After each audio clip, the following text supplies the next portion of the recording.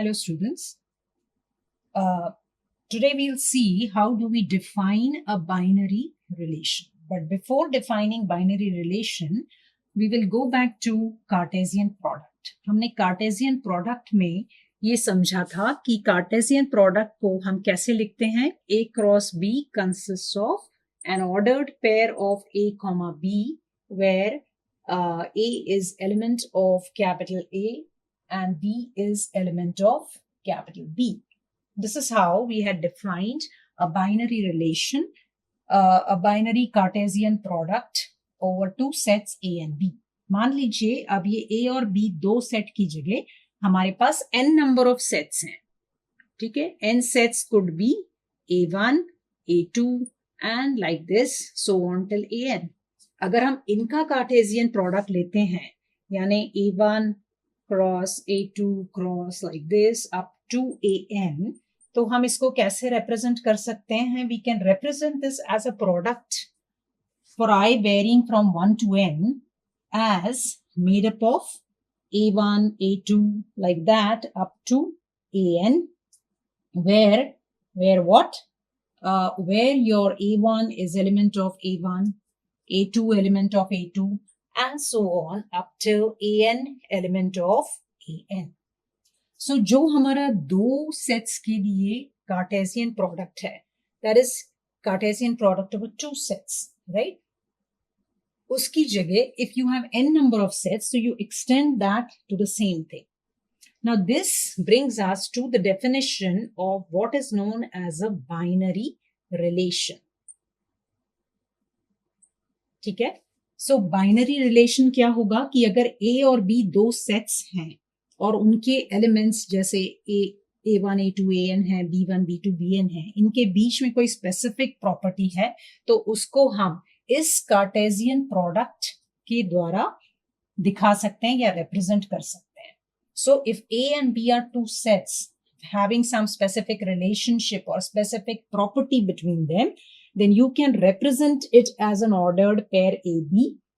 Okay, you can represent it as an ordered pair AB where A is element of A and B is element of B. So I can say कि मेरा ये X और Y या A and B इनके बीच में ये एक relationship हो गया made up of ordered pair XY where X1 element of A, Y element of B.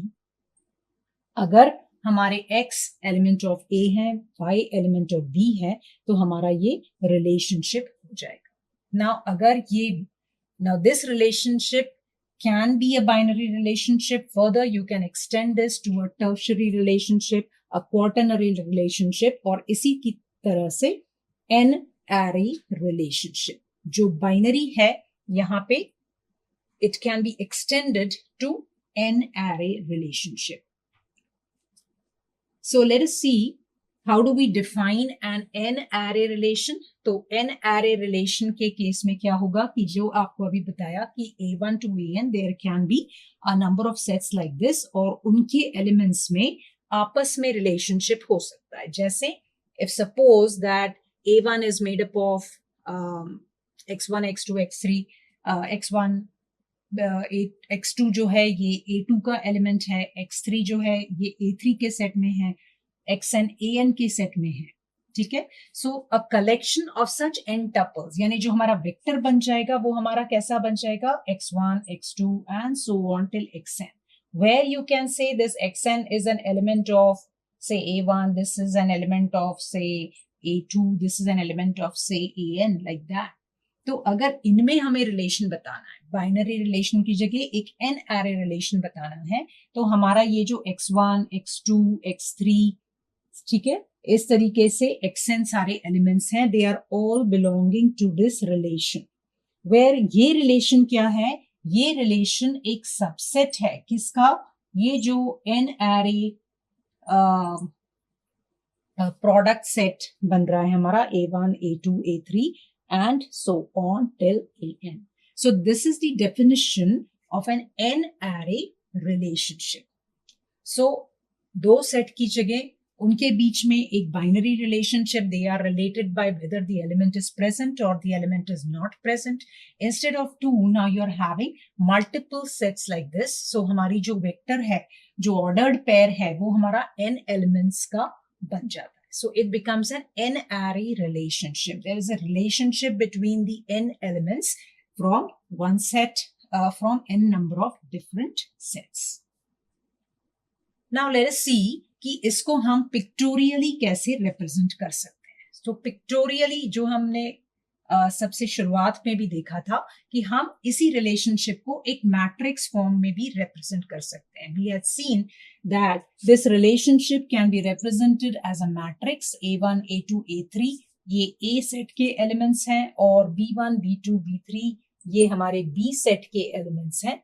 जो कनेक्टेड हैं उनको हमने 1 से रिप्रेजेंट कर दिया, जो नहीं कनेक्टेड हैं उनको हमने 0 से रिप्रेजेंट कर दिया. दूसरी तरीके से हम सिंपल एक इनके बीच में बाइपार्टाइट ग्राफ भी बना सकते हैं. इसको हम मैट्रिक्स में ना लिख के हम इस तरीके से भी लिख सकते हैं. ये हमारा B1, B2, B3 हो गया. A1, B1 कनेक्टेड है, A1, B2 नहीं है, A1, B3 कनेक्टेड है.